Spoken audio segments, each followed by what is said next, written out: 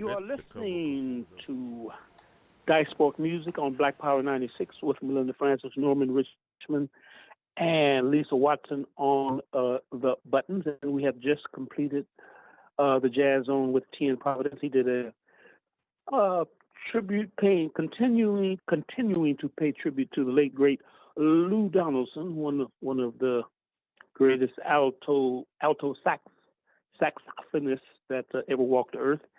And joining us on the line from his home in somewhere in the third world. Well, Gerald's still in Houston, Texas, but I don't know where he is. That's irrelevant. He's on the line. We're going to be talking to Dr. Gerald Horne, the author of about 40 books, and he is the Morris Professor of History and African American Studies at the University of Houston, the author of almost 50 books, the latest being, let me have it, I'm looking at it right now. I'm looking at white supremacy confronted, but that's another story. Armed struggle, Panthers and communists, black nationalists and liberals in Southern California through the 60s and 70s. And how are you doing today, sir? I'm great. And I can't wait to ask you all about Canada. I've been reading all these stories about Mr. Trump, the president-elect, sniping at what he calls the great state of Canada, the 51st state in his estimation, and Governor Trudeau, a intentional act of disrespect to Prime Minister Trudeau. I've been reading about the conflict in the Liberal Party and as to whether or not Mr. Trudeau will be forced to step down, the resignation of Chrystia Freeland, his number two, so to speak, who, by the way, has close familial connections to Ukrainian neo-Nazi forces, by the way. And then I've read stories about the NDP, the New Democratic Party, which plans to pull the plug on Mr. Trudeau next month, which Mr. Trudeau may seek to avoid and evade. But my question is this: do you feel that there is a recognition in Canada that Mr. Trump and the wing of the US ruling elite that he represents would like to convert Canada from an ally into a neo-colonial appendage, and more to the point, would like to cut taxes further against the wealthy in the United States and make up the shortfall by increasing tariffs on Canadian exports to the United States? And as a footnote, is the left addressing this? I mean, I'm listening to the CBC and they seem to be engrossed in this, but what about the left? What do they have to say about this? Do you want to deal with that, Melinda, or you want me to attempt to deal with it? Yeah, you can start. I'll jump in. In terms of the left, I try to monitor the left. I haven't seen anything, but I am not as astute as I should be in terms of when you say the left, or we're talking about the CP, the so-called Trotskyites, and there's also like the Social Democrats are like what is this? Rebel.com. I think people basically see Trump as he claimed at first. He talked about that was essentially that 51st state. 51st that statement was a joke. Then he came back and basically says wasn't necessarily a joke. And I think I don't think he was. I really don't think he was joking myself. But I think that we are I think Trump is a very dangerous element. And I think basically when I say dangerous, I think he's dangerous because he essentially says what the other folks are thinking. For example, I think that his position, some of his international policies are might be better more progressive than Biden. I think Biden is. I think you've said it before. You know, Biden is Biden wants to fight everybody, whereas Trump is. You know, he wants to maybe take on one imperialist side, trying to divide China and Russia. That is essentially my take on it. I think, I mean, do we even have a left anymore? I don't even know, because the NDP, I see them now as like sort of a liberal, like, light party. I mean, and I'm always like, where is Singh? Where is he talking? Where is he taking the Liberal Party to task?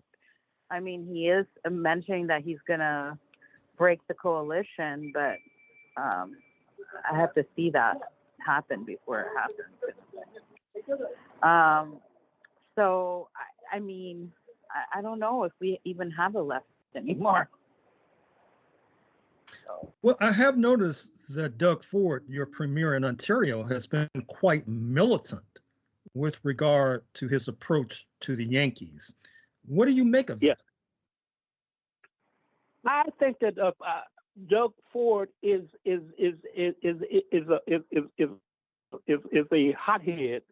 When I say hothead, I'm saying that he's a fighter, and when I say he's a fisticuffs man, and I think he is a Canadian patriot, and I'm not saying that in a positive or negative sense. He's a Canada first, and I think that he thinks that he's just as bad as Trump. You know, even I think he would probably challenge like Trudeau. You know, Justin can box, but I think that Doug Ford would actually get into a ring with Trump and duke it out. He's that kind of guy, and I think that Trump has just gone a little bit too far in terms of selling those as we used to say, selling those wolf tickets. You know, and Doug Ford is he's a Canada first man, just like Trump is an America first man. Well, I think it's important to put what's happening in a broader context. What I mean is that with this shift in the administration of the state to the Trump wing of the ruling class, you also have a shift in terms of the strategic orientation as to how to maintain US imperialist hegemony.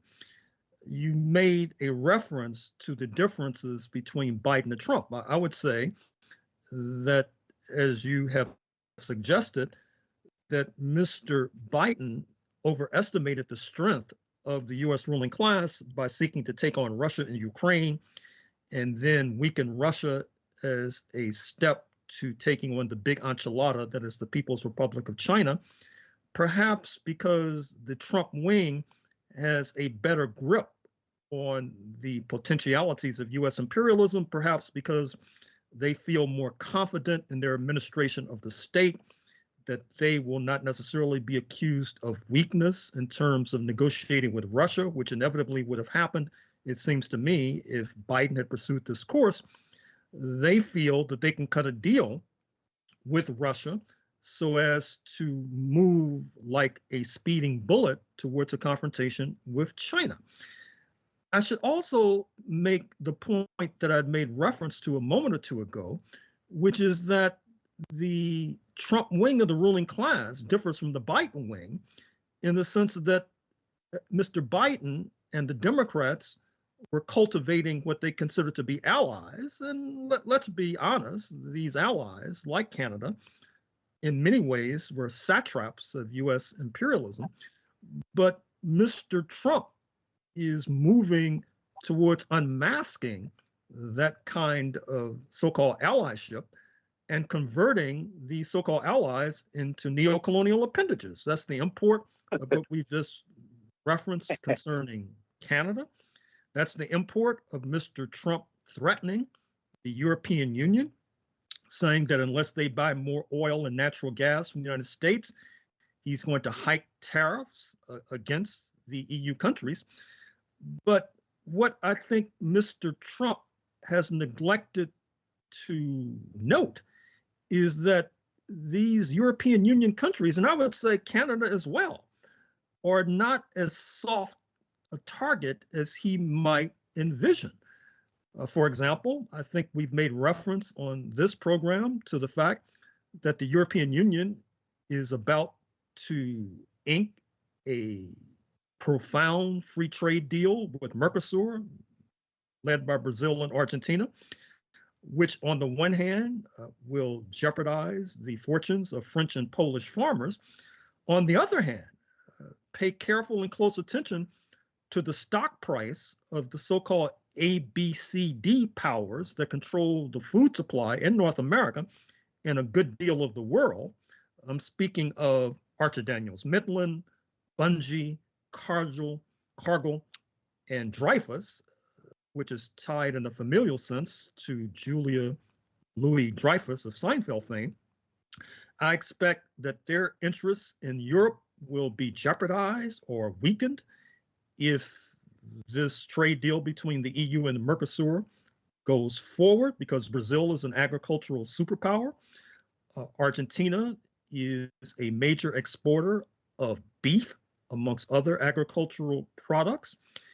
And we should also be clear that what is driving these changes in US imperial strategy is the reality that US imperialism finds itself on the back foot in dealing with the People's Republic of China. As I mentioned on the program that appears on the Activist News Network every Wednesday at 8 p.m. Eastern, this past Monday represents the 46th anniversary of the visit to the United States of paramount Chinese leader Deng Xiaoping, who also visited US CIA headquarters. The Chinese leadership, led by Deng Xiaoping, solidified their relationship with US imperialism, causing massive foreign direct investment into China, which has created this juggernaut that US imperialism barely has an answer for. Mr. Deng Xiaoping repaid the favor when he returned to China after leaving the United States and commenced warfare against Vietnam, which warmed the hearts of the hawks on Wall Street and in Washington, helped to solidify this idea that China was a reliable ally, a point that China earlier had indicated when in 1975, during the height of the crisis in Southwest Africa involving the surging to independence of Angola, you had the Soviet Union and Cuba backing the ultimate winning faction, the MPLA, Popular Movement for the Liberation of Angola, and US imperialism, apartheid South Africa, and China backing, amongst others, the UNITA forces under bearded leader Jonas Savimbi. The problem, obviously, from the point of view of US imperialism, is that they miscalculated. They thought that they could exploit cheap Chinese labor forevermore. They did not necessarily envision that China would become the manufacturing superpower of planet Earth, basically representing about 50% globally of manufacturing output today as we speak. In fact, here's a microcosm of the problem. You see that the auto industry worldwide, which has been a locomotive for the capitalist economy, speaking of Japan, where Honda, Nissan, and Mitsubishi are on the verge of merging. Speaking of Germany, where Volkswagen, which thought it had captured the Chinese market, is now in the process of layoffs. We see that these capitalist automotive industries are having difficulty at best in competing with Chinese competitors, particularly BYD, which has a $7,000 electric vehicle that's taking the planet by storm, that's kept out of the US market, at least for the time being. And so what we are witnessing is what some of our late comrades enunciated post-1917, 1917 being the year of the October Revolution in Russia, which our late comrades argued, marked the onset of the general crisis of capitalism and imperialism, just like the Haitian Revolution culminating in 1804 marked the general crisis of another socioeconomic system, speaking of slavery. And with the collapse of the Soviet Union on December 25th, 1991, it was thought that that thesis about the general crisis of capitalism and imperialism was no longer valid. Indeed, the neoconservative analyst Francis Fukuyama of the Hoover Institute at Stanford University in Northern California argued that we had reached the end of history, capitalism had won, no more challenges, bye-bye socialism. But instead, what we have witnessed is a kind of long detour. That is to say, that this deal that imperialism cut with China has boomeranged spectacularly. And in fact, look for my remarks that will soon be published, courtesy of Ishmael Reed. My remarks accepting the 2021 American Book Award from the Before Columbus Foundation of Ishmael Reed, where I draw a parallel in those remarks between how England soared into prominence in the 16th century, in the 1500s, by cutting a deal against its fellow Christians. Speaking of Catholic Spain in the first instance, by brokering alliances with Muslim Morocco against the Songhai Empire in today's Mali, which then accelerated the onrushing African slave trade, and not to mention brokering a deal with the giant of the Muslim power, speaking of Ottoman Turkey. This particular deal of momentous proportions reflected in the plays of William Shakespeare, not only Othello, but The Tempest, amongst others. So what we're seeing is that this deal with China has centuries-old echoes. It's backfiring spectacularly. As of now, US imperialism has no answer and is forced to scramble, such as trying to convert allies like Canada into neo-colonial appendages, not to mention a giant like the European Union, 500 million strong. However, let me make a few cautionary notes, because many of us were caught by surprise by the collapse of the Soviet Union on December 25th, 1991, not to mention the fall of the Berlin Wall, November 1989, which helped to ignite the general crisis in the socialist camp of Eastern Europe. Right now, there's a lot of churn at the top levels of the Communist Party of China, particularly in the military and in the diplomatic corps. I'm not sure of the meaning of that, but we're going to have to keep a close and careful eye upon that as we monitor events in China. And similarly, with regard to this explosion of religious zealotry, manifested most recently in Damascus, Syria, we know, as we have said on this program, that you have Muslims from Western China who are gaining expert military tutelage on the battlefields of Syria. It's unclear how that will be manifested in China itself, but we do know, reasoning by analogy, that when the imperialists allied with religious zealots in Afghanistan and helped to inflict mighty blows on the then Soviet Union, forcing a Soviet evacuation from that country, that represented also a weakening of the Soviet Union as a result of that 1989 evacuation, helping to make more likely the 1991 collapse. So the deal is not done yet. Don't count your chickens before they're hatched.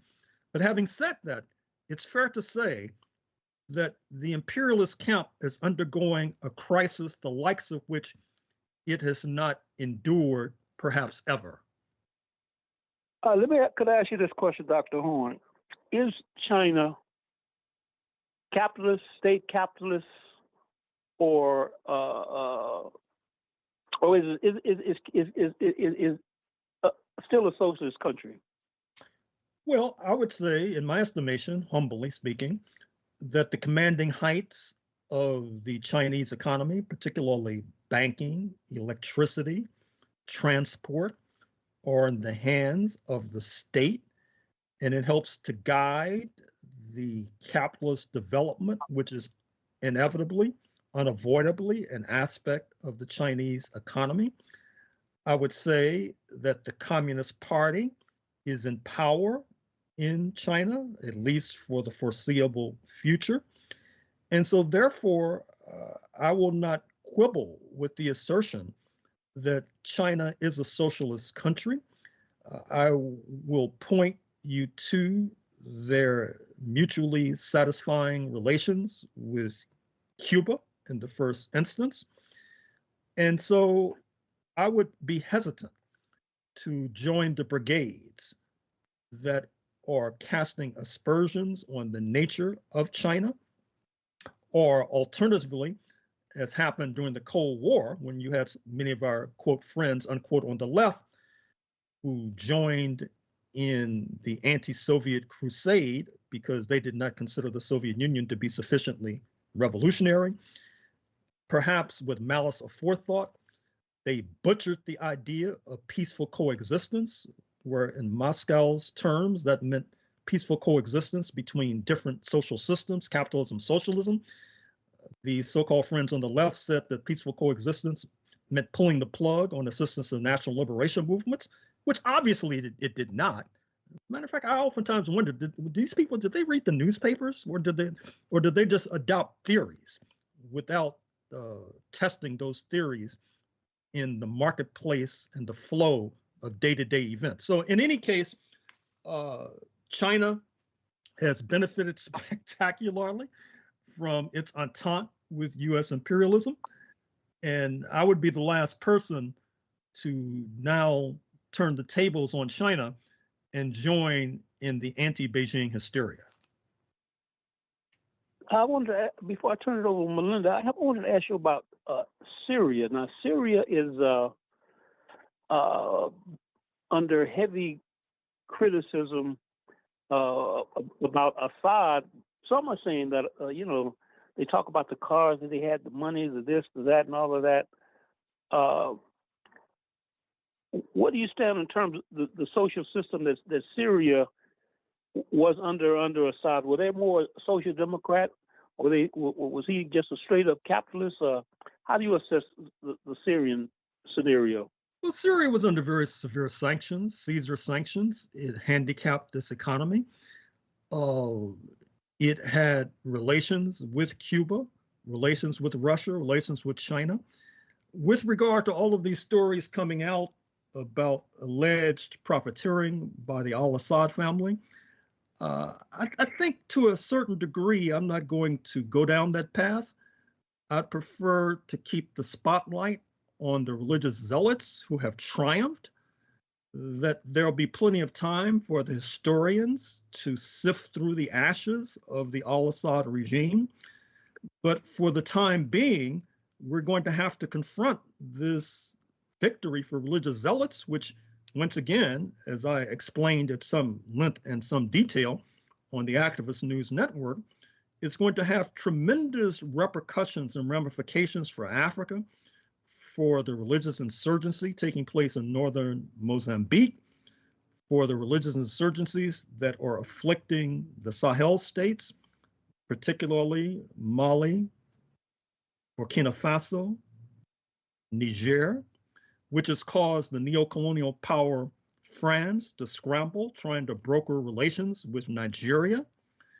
Today, as we speak, you find President Macron in Addis Ababa, Ethiopia. He's trying to cultivate relations with Kenya as well in order to wrong foot the former French colonies of the Sahel. And of course, these former French colonies of the Sahel are exercising tremendous influence in Senegal to the west and Chad to the east. So it's a very complicated scenario that we're witnessing in Damascus. But I think that our brain cells need, at least for the foreseeable future, to be focused on how we can undermine and ultimately defeat these religious zealots, because just like US imperialism thought that it was using China post 1978, post 1979, not to mention post 1972 with the Nixon Kissinger's trips to China, an argument can now be made that actually China was using US imperialism. And likewise, the imperialists think that they're using the religious zealots, for example, overthrowing Mr. al-Assad in Damascus. But at the end of the day, the religious zealots could credibly be said to be using imperialism. And this will have significant import for Ghana, for example, which now houses a significant Black American expatriate community, just elected John Mahama, returning to the highest office in the land a few days ago, this ideological descendant of Kwame Nkrumah, but at the same time facing problems on its northern border because of religious zealotry, not least. So we have our hands full right now. And let's hope that we're up to the task. Now you're listening to Diasporic Music on Black Power 96. Well, Linda, your turn to burn. Yeah, I don't know if you want to go to Germany or Korea or both. Well, they're exemplars of what I was just articulating. That is to say, Germany, the locomotive of the European Union, a population of 80 million plus, has been occupied by the US military since 1945. And it is, on the one hand, a top 5 economy. On the other hand, it only enjoys quasi-sovereignty, which helps to explain the ability of US imperialism to attain its strategic objective, stretching back to 1945, of disrupting relations between Berlin and Moscow. This happened per 2022 with the Ukraine escapade engineered by the North Atlantic Treaty Organizations. Chancellor Scholz is headed for the exit as a result of these impending February 2025 elections. The cheap energy that buoyed the German economy from Russia was disrupted by the blowing up of the Nord Stream 2 pipeline, once again helping to effectuate that strategic ambition of US imperialism, disrupting relations, i.e. between Berlin and Moscow. And of course, Mr. Trump has noted, now wants Germany to buy more expensive and more cumbersome energy from the United States of America. You could consider that to have been a real coup by US imperialism, this turning around of the German economy. Obviously, the next step is to twist the arm of Berlin to force it to break or disrupt relations with China, a major market. I noted on the Activist News Network just a few days ago that there are trains rumbling across the Euro-Asian continent from eastern China to the heart of Germany, disgorging goods and returning to China with the same objective in mind, disgorging goods. And so Germany is in a real pickle right now. And the same could be said for North Korea, where President Yoon has been impeached. He too was forced to toe the line of US imperialism, making amends with the former colonial master in Tokyo to the consternation of a good deal of the South Korean electorate. Their economy is stumbling because more has been spent on the military, particularly with South Korea sending weapons to Ukraine to fight the Russians, for example. At the same time, Samsung, which has about 20% of South Korean GDP, has been losing billions in valuation. Like Japan and Germany, they're finding it difficult to compete with China, for example. And with Mr. Trump coming into office, he's going to be twisting the arm of the incoming regime in Seoul, South Korea, to spend more on the troops, 30,000 strong, from the United States that are stationed on South Korean soil. So once again, to step back and reanimate the hypothesis that I put forward, we are undergoing a general crisis of capitalism and imperialism inaugurated in October 1917, thought to have been invalidated by the collapse of the Soviet Union, December 25th, 1991. But alas, it was not invalidated. It only took a kind of detour because in order to engineer the collapse of the Soviet Union, a deal had to be cut with China, which is now a juggernaut or gargantuan power, which as of now, the imperialist camp has no answer for.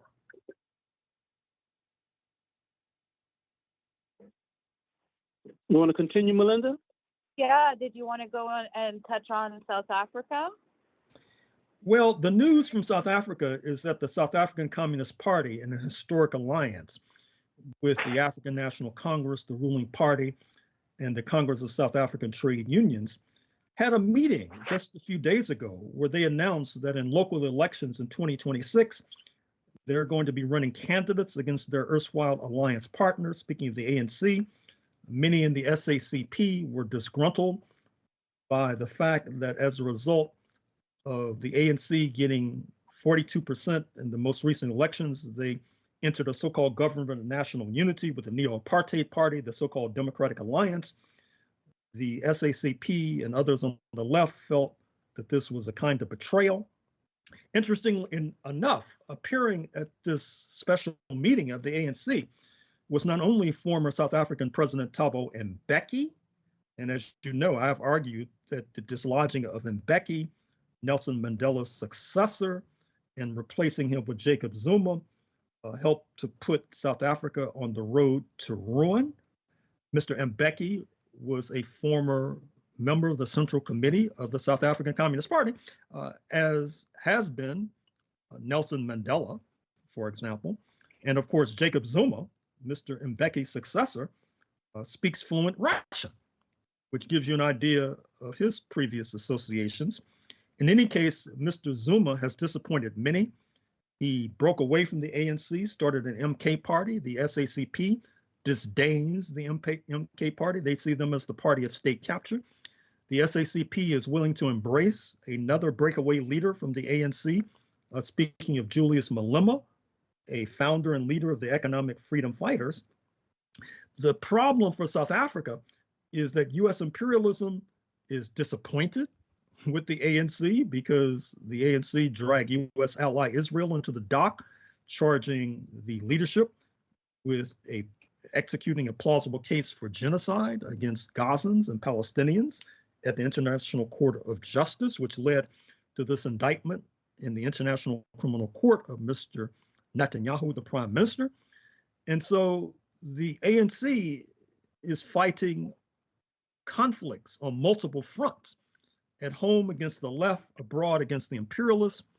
Their alliance partner, the neo-apartheid Democratic Alliance, is disappointed with their foreign policy, their leadership role in the BRICS, Brazil, Russia, India, China, South Africa. And of course, Mr. Trump is surrounded by refugees from apartheid South Africa, speaking of Elon Musk, David Sachs, Peter Thiel, and perhaps the least publicized, but perhaps most potent of all, Roelof Botha of Sequoia Capital in Palo Alto, California, which is probably the major venture capital firm right now in the United States, if not the world. And with that, is there anything else you would like to add? I think we only have like one more minute to go, sir. Only that stay tuned. My next book, African Americans in the New History of the United States of America, is available on pre-order from the publisher, International Publishers. And a few months from now, my next book, The Capital of Slavery, Washington, D.C., 1800 to 1865, will be dropping. And for those of you in Washington, I'll be there on February 1st at Sankofa Bookstore for a book signing for the aforementioned book, Armed Struggle. And with that, I would like to thank you, sir. Good luck to you. And Melinda, anything you'd like to add? Well, we'll see everybody in the whirlwind next week. and stay safe during the week. We state these facts only to let you know that those of us who are revolutionary, Pan-Africanists, is not because we love revolution. It is historically determined, and we have no alternative but to follow history and to use history for the benefit of our people. Power to the people. Power to the people.